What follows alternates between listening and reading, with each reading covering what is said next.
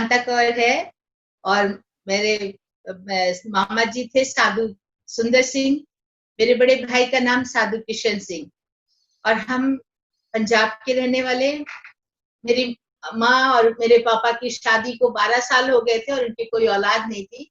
मेरी माँ बहुत ही धार्मिक औरत थी और साधु सुंदर सिंह की बहन होने के नाते वो बाइबल को जानती थी और प्रभु को भी जानती थी, लेकिन हमारा परिवार बहुत कट्टर सिख परिवार होने के कारण वो प्रभु को ग्रहण नहीं कर पाई थी। परंतु जब उनकी शादी को 12 साल हो गए और बहुत कुछ उन्होंने यहाँ वहां बहुत ठोकरें खाई, कहीं से भी उनको कोई आशा की वो नहीं मिली, और तब उन्होंने जाकर साधु सुंदर सिंह को 1925 में घर में बुलाया पत्र देकर, और वो हमारे घर आए और मेरी माँ ने उनके सामने बोला कि भैया 12 साल हो गए, मेरे कोई औलाद नहीं है, मेरे लिए दुआ कीजिए। तो साधु सुंदर सिंह ने कहा मैं कलाम से वचन पढ़ूंगा और खुदा का कलाम बहुत बड़ा है, वो सब कुछ करेगा। और इसमें यूहन्ना 16 का 22, 23, 24 पद उन्होंने पढ़ा और वहां पर इस प्रकार लिखा है 22, 23, 24 पद में, जहाँ प्रभु यीशु ने कहा है मैं तुम्हें अब तो शोक है परंतु मैं तुमसे फिर मिलूंगा और तुम्हारे मन में आनंद होगा और तुम्हारा आनंद कोई तुमसे छीन ना लेगा।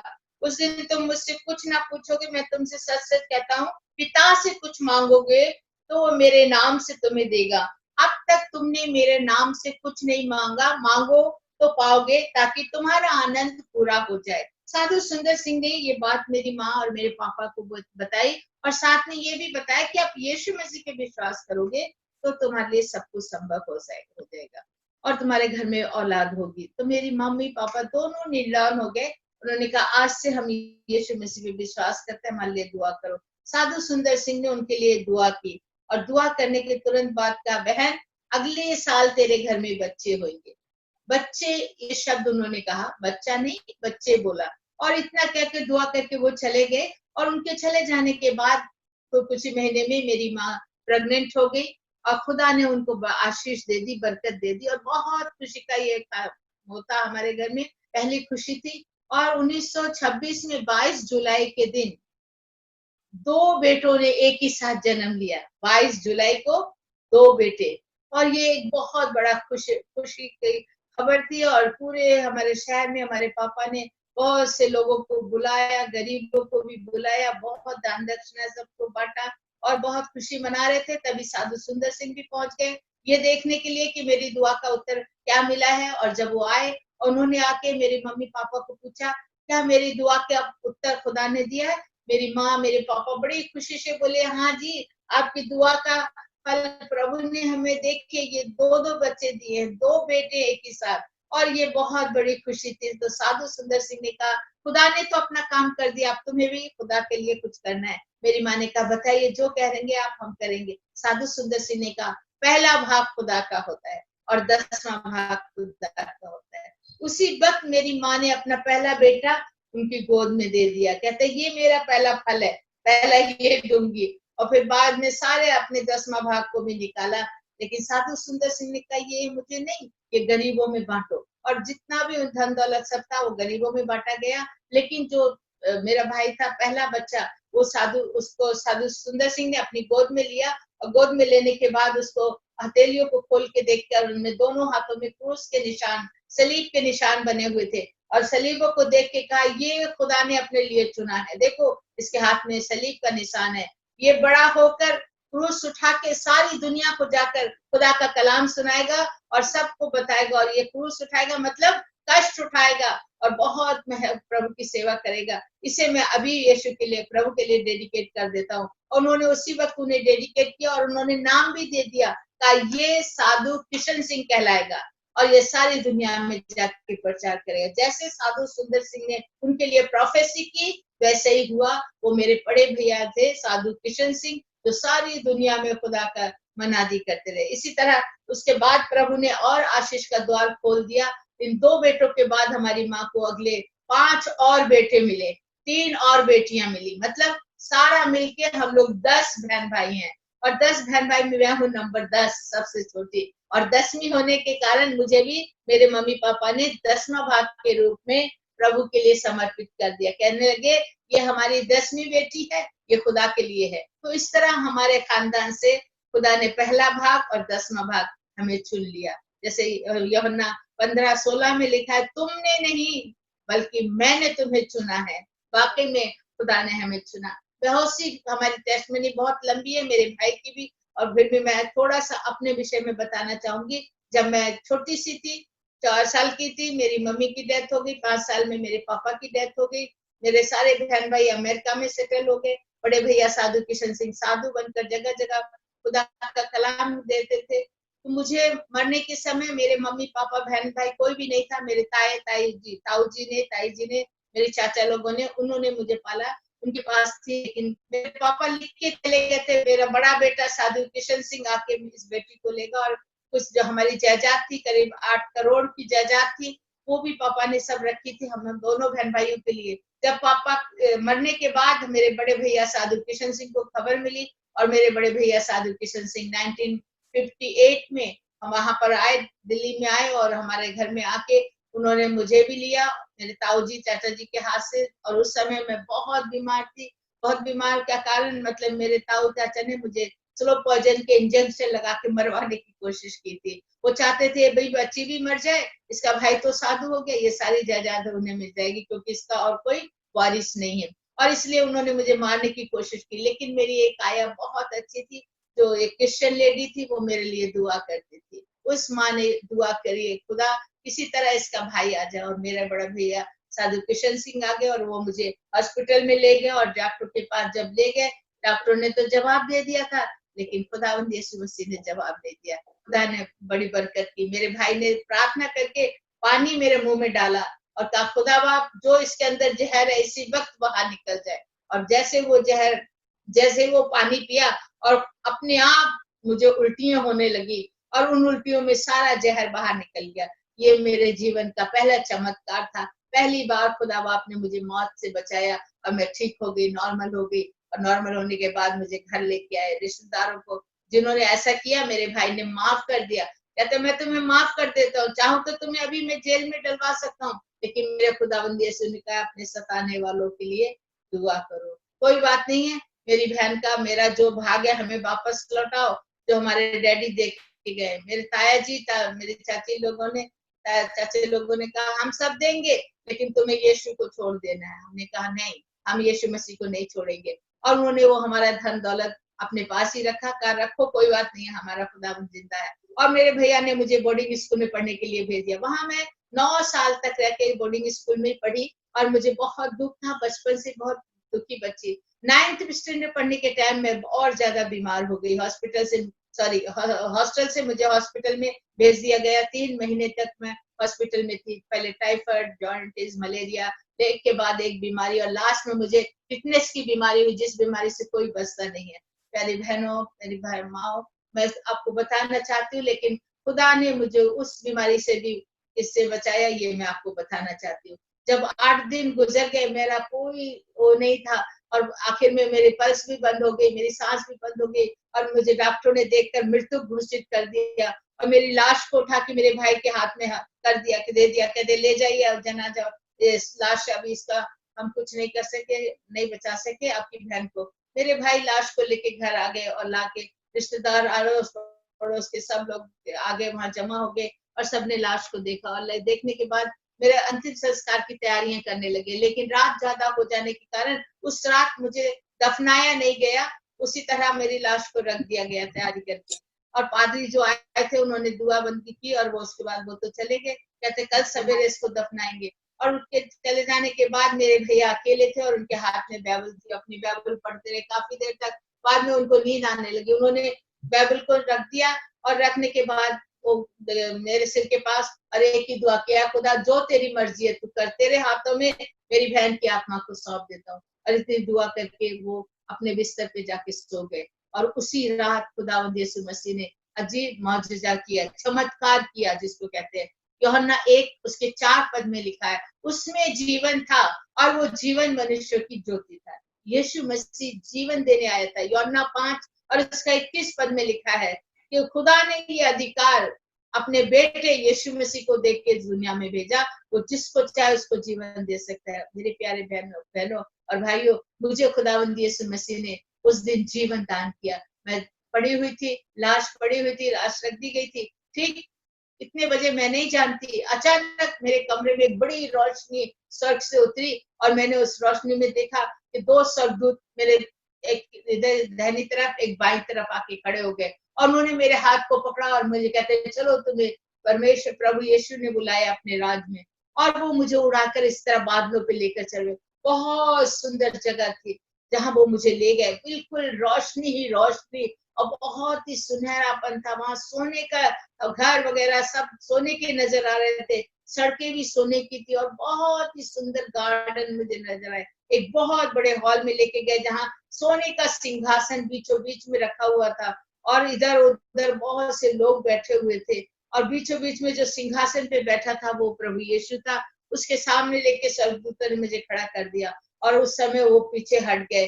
और जब मैंने देखा कि मैं यीशु के सामने खड़ी हूँ, मैं बहुत खुश हो रही, मेरे दिल में बहुत आनंद, ओ मुझे प्रभु यीशु के दर्शन करने को मिल रहे हैं। और मैं नीचे से लेकर ऊपर तक प्रभु यीशु को देखने लगी और जब मैंने ऊपर की तरफ प्रभु का चेहरा देखने की कोशिश की, मुझे उनके चेहरे के ऊपर कुछ भी नजर नहीं आया, चेहरा नजर नहीं आया, लेकिन एक बहुत बड़ा चमकता हुआ सूरज नजर आया। उस चेहरे के ऊपर वो सूरज को चमकते हुए देखा और मुझे कुछ भी नजर नहीं आया और उससे मेरी आंखें चौंधी आ गई। मैंने अपना सिर झुका लिया। तभी मुझे एक आवाज आई, बेटी शांता, तुझे ये जीवन में वापस देता हूँ, तू दुनिया में जा और जाके सबको बता मैं ही जिंदा खुदा हूँ और मैं फिर जल्दी आने वाला हूँ। जैसे ये आवाज मेरे कानों में पड़ी, मेरा दिल खुशी से उछल गया और मुझे बहुत अच्छा लगा। प्रभु का हाथ का स्पर्श से मेरे अंदर एक नई जान, एक नई स्फूर्ति उत्पन्न हो गई और मुझे प्रभु ने स्वर्ग से नीचे भेज दिया और मुझे लगा मैं बहुत ऊंचाई से किसी गहराई में चलती चली जा रही हूँ। जैसे मेरे पैर जमीन पे लगे, मैंने आंखें खोल के देखा मैं कहाँ हूँ। जब देखा तो मैं अपने ही कमरे के अंदर थी और मेरे ऊपर एक बड़ी ऊपर से रोशनी गिर रही थी और मैं समझ गई मुझे खुदावंद यीशु मसीह ने स्वर्ग से नीचे भेजा है। और मैं अपने भैया को आवाज देने लगी, भैया को जोर जोर से, बाजी जल्दी आओ, देखो स्वर्ग खुला है, प्रभु ने मुझे स्वर्ग से वापस भेज दिया। मेरे भाई जो थे वो सोए हुए थे, मैंने 2-3 बार आवाज दी, नहीं सुनी। फिर जाके उनको फिर जगाया और उन्होंने पूछा, कौन है तू, क्या चाहिए? मैंने कहा मैं आपकी बहन शांता। कहते हो ही नहीं सकता, वो तो मर गई है, तू अपना नाम बता। मैंने कहा नहीं भैया मैं शांता हूँ, मैं मर गई थी लेकिन अब जिंदा हूँ, मुझे यीशु मसीह ने दोबारा जिंदा करके दुनिया में भेजा है। इतनी बात सुनते मेरे भाई ने अपनी आंखें मली और मुझे देखा और मुझे खड़ा हुआ देखा तो मैं सफेद कपड़े, कफन का कपड़ा पहनी हुई थी, वो कपड़े पहने हुए देखे, उन्होंने सोचा मेरी बहन की आत्मा आई है और वो मुझे कहता है चली जा, मैं तुझे कुछ नहीं देने वाला, मैं यीशु को मानने वाला हूँ।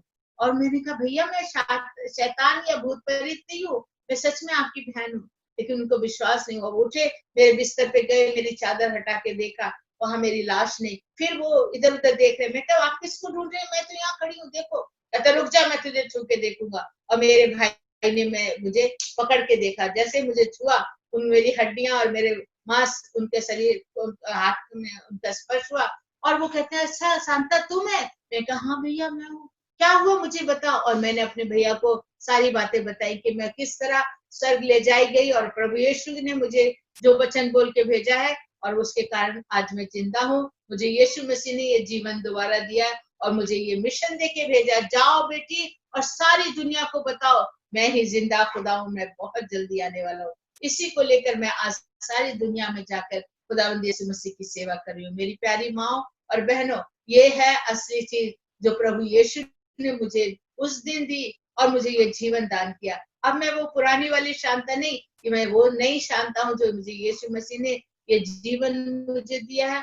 और मैंने उसी दिन बाइबल को अपने गले से लगा लिया और सबके सामने पूरे लोगों को जब पता लगा, हमारे अड़ोस पड़ोस, हमारे चर्च वालों को, वो भाग भाग के सब भागते आए और आके उन्होंने मुझे देखा और देख के लोगों ने बहुत ही हैरानी जाहिर की। वो जिन्होंने मुझे बपतिस्मा दिया था वो पादरी थे एरिक विक्टर जोनाथन, आज भी उनकी बेटी जिंदा है, उनकी सारा परिवार आगरा में है, लखनऊ में है, उनका परिवार रहते हैं, इलाहाबाद में रहते हैं। उन्होंने मुझे मेरी टेस्टमनी को देखा है, सुना है। वो लोग आके वो लोग भी देखे, कहते हैं अरे जिंदा हो गई, लड़की जिंदा हो गई। और पादरी साहब ने कहा हमने बाइबल से पढ़ा था, आज हमने अपनी आंखों से देख लिया, यीशु आज भी जिंदा करता है। हजारों की भीड़ लग गई थी देखने के लिए कि मरी हुई लड़की पुनर्जीवित हुई है। और मैंने सबके सामने खड़े होकर बाइबल को लेकर लोगों को गवाही दी, यीशु मसीह जिंदा खुदा है और वो जल्दी आने वाला है, यीशु मसीह पे ईमान लाओ। और बहुत से लोगों ने ईमान लाया, लेकिन हमारे रिश्तेदारों को बहुत गुस्सा आया और उन्होंने मुझे और मेरे भैया को दोनों को पकड़ के और अंदर खींच के ले गए, चलो अंदर चलो। मेरे ताऊ जी ने मुझे चपेड़े मार मार के, लाते घूसे मार के हमारी ताई चाची ने अंदर ले जाके एक कमरे में बंद कर दिया, मेरे भैया को भी। चुप रहो, यीशु का नाम मत लो। हमने कहा नहीं, हमें यीशु ने बचाया, हम यीशु का ही नाम लेंगे, चाहे कुछ भी हो जाए, हम यीशु को नहीं छोड़ेंगे। उस समय हमें बचाने वाला कोई नहीं था, हमें सब लोगों को बाहर भगा दिया गया था, कोई भी यहाँ तमाशा मत बनो, भागो। सब चले गए। रात के 2 बजे का समय था। हमारे लोगों ने हमारे लिए मारने की योजना बना ली। 2 लोग लड़कों को बंदूकें देके, साइलेंसर लगे हुए पिस्तौल थे, उनको देके कहा इनको शूट करो, हम तुम्हें बचा लेंगे। और वो लड़के, हमारा रूम तो बंद था, पीछे की खिड़की खुली हुई थी और खिड़की से उन्होंने बंदूकें सामने तान दी। और मेरे सामने एक थी मेरे भाई की, कहते बुलाओ, कहाँ है तुम्हारा यीशु मसीह, क्या तुम्हें बचा सकता है? मैंने कहा हमारे यीशु मसीह को बुलाना नहीं पड़ता, हमारा यीशु मसीह का वादा है, मैं हमेशा तुम्हारे साथ हूँ। वो हमारे साथ है, वो हमारे साथ रहता है, वो हमें बचाएगा, या जो भी करे उसकी मर्जी। इफ्सिया 1 और उसके 21 में लिखा है, जीना हमारे लिए मसीह, मरना हमारे लिए लाभ, हम तैयार हैं प्रभु तेरे लिए। और मैं, मेरे भैया ने आंखें बंद कर ली, दुआ करने लगे और वो शूट करने वाले थे। जैसे गोली अभी निकलने ही वाली थी, अचानक एक जोर की आवाज आई, हैंड्स अप। हैंड्स अप की आवाज की तरफ जैसे उन्होंने ध्यान दिया, पीछे घूम के देखा तो वहां पुलिस वाले खड़े थे। कहां से इतने सारे पुलिस फोर्स आ गई पता नहीं, और उनको देखकर ये लोग भागने लगे। पुलिस ने उनको अरेस्ट कर लिया। हम खुश हो गए, आंखें खोल के देखा पुलिस ऑफिसर को। मेरे भाई ने पूछा, आपको किसी ने इन्फॉर्म किया? वो कहते नहीं, हमें किसी ने भी इन्फॉर्म नहीं किया। आप कैसे पहुंच गए? कहते पता नहीं, हम तो दूसरी गली में जा रहे हैं। नाइट गार्ड जो रात को पुलिस गश्त करती है वो वाले थे। कहते हमें दूसरी गली में जाना था, कौन से ताकत इधर लेके आ गई हम नहीं जानते। प्यारे बहनों, वो था प्रभु यीशु, जो ठीक टाइम पे उनको वहां लेके आया और हमें वहां से आजादी। उसी वक्त सब कुछ छोड़ दिया, 8 करोड़ की जायदाद, घर बार, सोना गहना, बहुत कुछ मेरे मम्मी पापा ने मेरे लिए रखा था, और मेरा सामान बहुत सा था, सब कुछ छोड़ के, सबसे कीमती तो सबसे बड़ी चीज बाइबल को अपने गले से लगाकर हम दोनों बहन भाई घर से निकल गए। हाँ, कार में स्टेशन तक जाएंगे सोच के हमने लालच किया, गाड़ी को निकाला, ड्राइवर को बोला हमें स्टेशन तक छोड़ दे। उस गाड़ी में, हमारी गाड़ी में लेके हमें जा रहा था, पीछे से फिर हमारे ऊपर फायरिंग हुई। 4 बार उन्होंने फायर किया, लेकिन खुदा का शुक्र, हम दोनों बहन भाइयों को कुछ भी नहीं हुआ। ड्राइवर डर गया और उसने गाड़ी में ही रोक दी, कहता है नहीं, यहाँ से बच के निकलना मुश्किल है, हम यहाँ से, आपको वो लोग मार डालेंगे। हमने कहा जाओ, हमारा खुदावंद हमारे साथ है। और वो भी डर के चला गया, उसको गाड़ी हमने कहा तुम ही ले जाओ, तुम्हारी होगी आज से। और इस तरह हम दोनों बहन भाई स्टेशन चले गए, वो पुरानी दिल्ली सब्जी मंडी रेलवे स्टेशन। वहां जाके देखा एक ट्रेन खड़ी हुई थी। भैया ने कहा शांता, जहां की भी ट्रेन मिलेगी हम उसी में चले जाएंगे, जहां भी परमेश्वर ले जाए वो उसी को हम समझेंगे कि वो खुदा की योजना है। प्यारे बहन और भाइयों, वहां एक असम जाने वाली गाड़ी खड़ी हुई थी उस समय, उसको असम मेल कहते थे। और उसको देख के भाई ने कहा असम की गाड़ी। मैं कहा ठीक है भैया, मुझे मंजूर है, जहां खुदा ले जाए।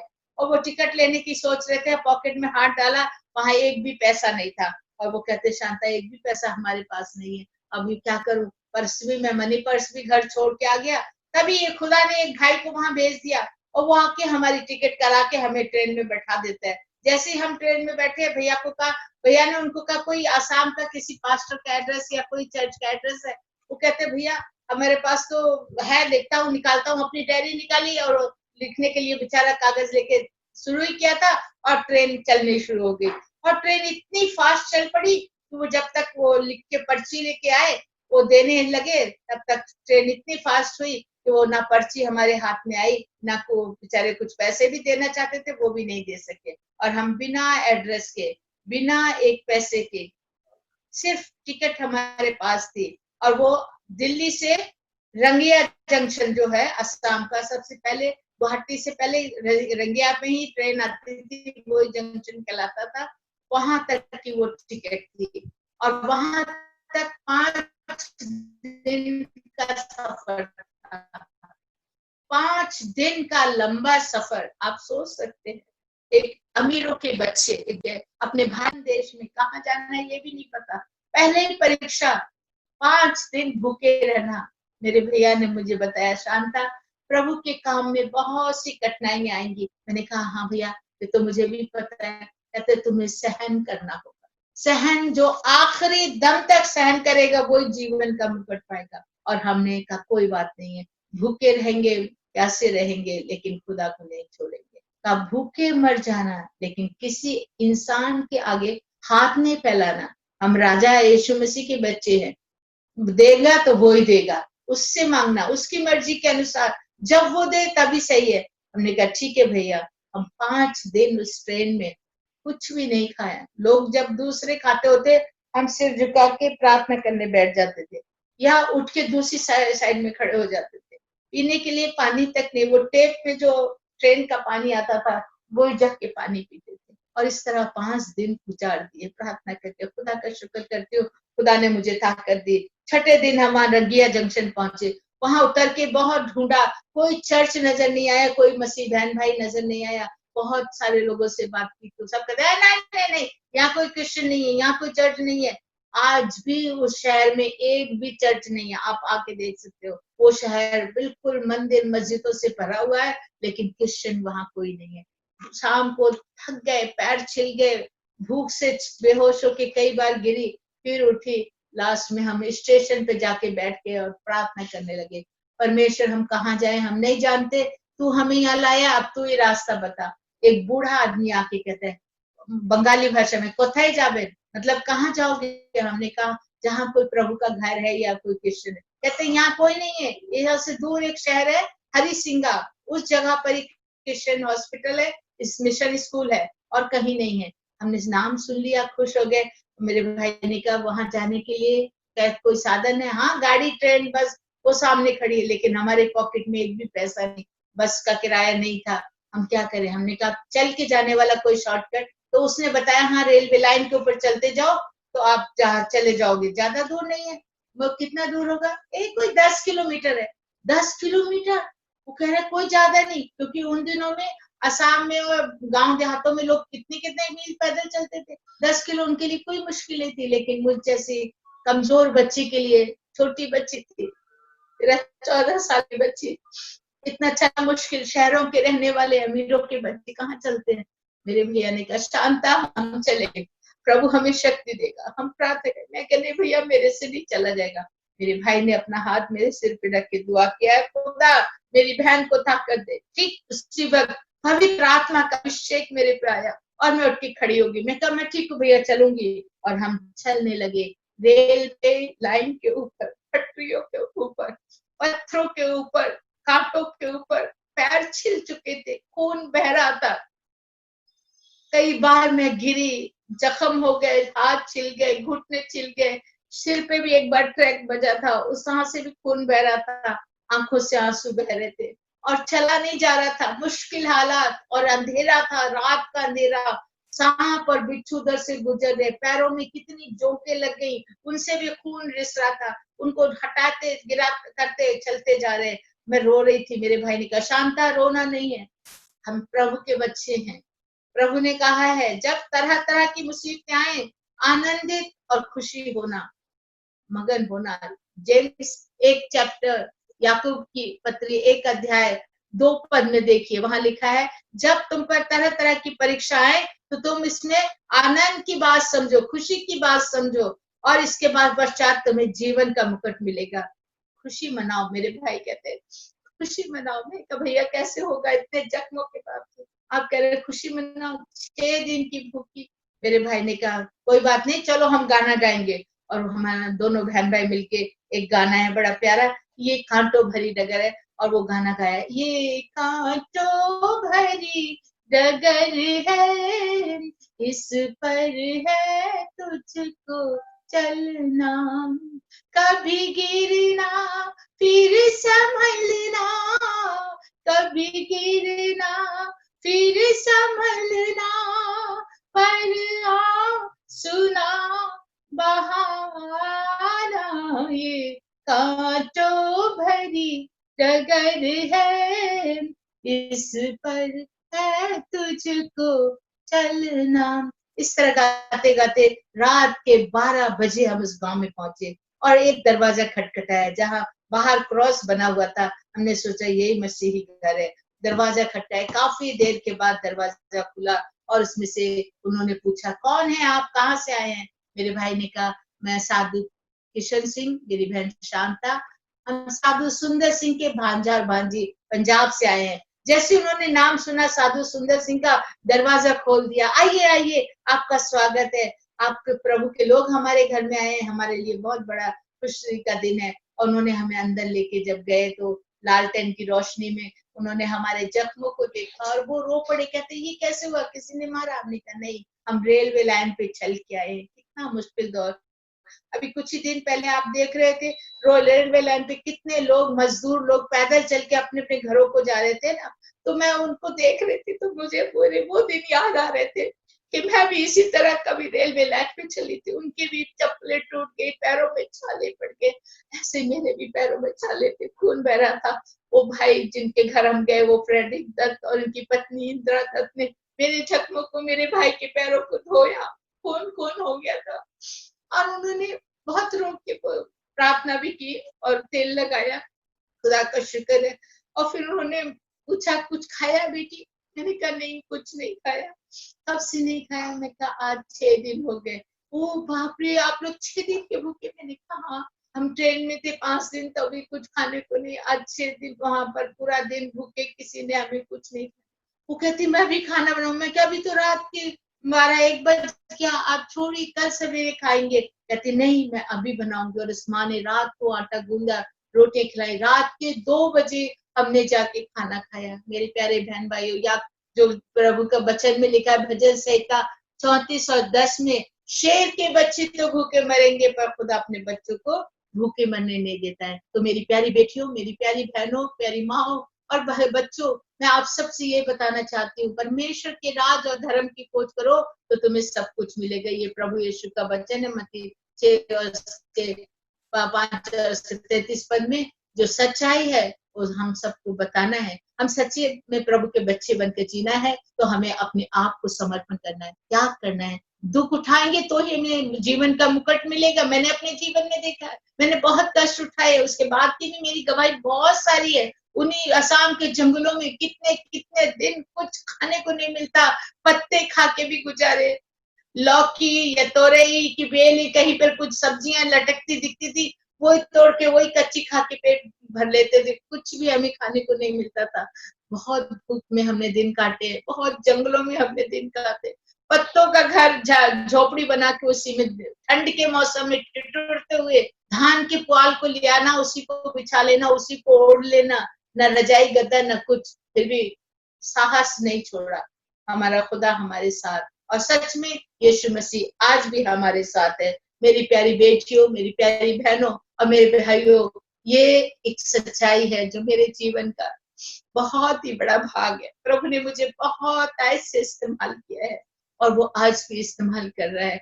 आप छोटे से दुख में दुखी हो जाते हैं, अरे ऐसी समस्या आ गई, और रोना शुरू कर देते हो, निराश हो जाते हैं। मेरे प्यारे बहन और भाइयों, निराश नहीं होना है। प्रभु का वचन हमें हमेशा यही बताता है, मजबूती से परमेश्वर को थामे रहो, दृढ़ रहो, मजबूत रहो और अपने विश्वास को मजबूत बनाओ और कभी भी निराश नहीं होना है। प्रभु के वचन में बहुत सुंदर तरीके से एक वचन को मैं आपके सामने बस पढ़ के बंद करूंगी, जो बहुत ही अच्छी तरह पहला कुरिन्थियों में दिया है 16 अध्याय, और उसके लास्ट वचन को 10वें पद को हम पढ़ेंगे।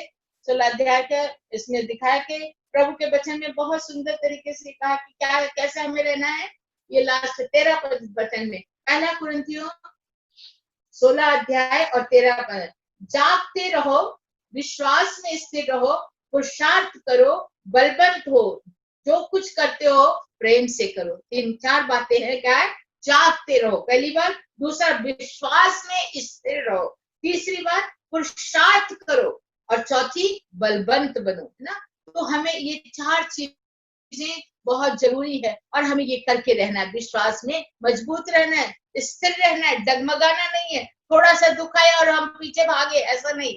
मजबूती से परमेश्वर को पकड़े रहना है, चाहे कितने भी कष्ट है, चाहे कितनी भी मुसीबत है, चाहे कोई कितना भी सतावना, जैसे मेरे जीवन में आया बड़े बड़े दुख और कष्ट, मैंने कहा नहीं, मैं ये शुक्र नहीं छोड़ूंगी। बहुत बार मेरे रिश्तेदार, मेरे भाई लोग जो अभी अमेरिका, वो भी कहते हैं छोड़ो यीशु मसीह को, आ जाओ हमारे पास, हम तुमको सब कुछ देंगे। मैंने कहा नहीं। और इस तरह मेरी उम्र के आज 65 इयर्स हो गए और मैंने प्रभु को कभी नहीं छोड़ूंगी सोच के आज भी प्रभु के साथ हूँ और आज भी प्रभु मुझे संभाल रहा है। यहाँ आसाम में ही हूँ और खुदा के कुदरत देखो कि आज खुदा हमें इतना दिया कि मेरे साथ और भी 20-25 लोग हैं, अनाथ बच्चे भी, प्रभु के लोग भी जो मेरे साथ रहते हैं और हमको सबको खुदा बाप दे रहा है। उसने हमें छोड़ा नहीं है। हमें भूखा नंगा जो पहला दौर था वो परीक्षा का दौर था, उससे निकाल कर आज प्रभु ने हमें आनंद और खुशी दी है और हम सब लोग आज तक प्रभु के साथ जी रहे हैं। प्रभु हमें संभाल रहा है। ये 22 जुलाई को ही मेरा भी बर्थडे है और इसके लिए भी आप लोग प्रार्थना में याद करना। आइए हम अपने सिरों को झुकाएं और दुआ में जाएं। मेरा समय शायद पूरा हो गया, इसलिए आखिरी दुआ करके हम समाप्त करेंगे। सिर झुकाएंगे और हम दुआ करेंगे। शुक्र है, शुक्र है, शुक्र है बाप आसमानी, तेरा शुक्र करती हूँ इस सुंदर समय के लिए जो तूने हमें दिया और बहनों से मिलकर, हम बहनों के साथ जुड़कर जो भी अपना वचन और गवाही दी है प्रभु, उससे हम प्रभु आपका धन्यवाद करते हैं। हमारी सभी बहनें, हमारी सभी बेटियां, हमारी सभी माएं, हमारे सभी बुजुर्ग लोग जितने भी तेरे विश्वासी हैं तुझमें बने रहें, तेरे नाम की महिमा करें और कोई अलग ना हो। विश्वास में बने रहना, जागते रहना, बलवंत बनना और पुरुषार्थ दिखाना है और कभी इधर उधर नहीं डगमगाए। तू हमें ऐसा विश्वास दे प्रेमी पिता परमेश्वर, हमारे सारे कष्टों और दुखों से हमें छुटकारा दे। जो इस समय दुखी और बीमार परेशान है उनकी भी तू रक्षा सुरक्षा कर। यीशु मसीह के नाम से मांगती हूँ, amen. Hallelujah, praise the Lord, praise the Lord. Hello sister ji, आपने प्रभु का वचन और अपनी गवाही जो हमारे साथ शेयर की, मैं प्रभु का धन्यवाद करती हूँ उसके लिए। आवाज आ रही है आप सबको मेरी? हाँ जी मम्मा जी। ओके, तो जब भी मैं आपकी गवाही सुनती हूँ तो मेरी आंखों में बहुत सारा पानी आता है, मेरा दिल रो पड़ता है और मैं प्रभु की उस महानता को याद करती हूँ। तो मैं प्रभु का बहुत धन्यवाद करती हूँ। प्रभु ने आपको संभाला और आपने सब लड़कियों को, सब बहनों को इनकरेज किया। कई बार हमारी प्रार्थना अगर ना सुनी जाए, एक भी प्रार्थना हमारी ना सुनी जाए तो हम ये डिसाइड कर लेते हैं मुझे प्रार्थना नहीं करनी, मुझे प्रभु को नहीं मानना। पर आपने इतने बड़े दुखों में, इतने कष्ट में आप प्रभु के साथ बने रहे। तो थैंक यू सो मच, आपने अपनी गवाही को शेयर किया और अपना टाइम दिया, अपना कीमती समय हमें दिया।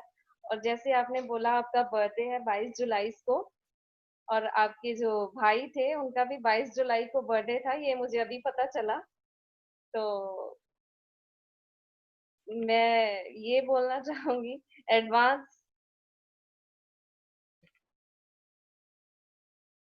एक मिनट आप घर से जब निकालेंगे वो भी 22 जुलाई था, तो इसलिए हम इसको फाउंडर्स डे के रूप में मनाते हैं। 22 जुलाई को हम लोग अच्छे यहाँ पर हमारे आश्रम में यहाँ पर जो है हम सब लोग मिलके करते हैं और फाउंडर्स डे है। और एक बात है, हमारे जो साथ जो अभी मुझे प्रभु ने भाई दिए हैं, भाई दीपक, उनकी बेटी का भी उसी 24 तारीख को उसका बर्थडे है, 25 को इस भाई की पत्नी का भी है। तो हमारा ये महीना पूरा खुशियों का और आनंद का है।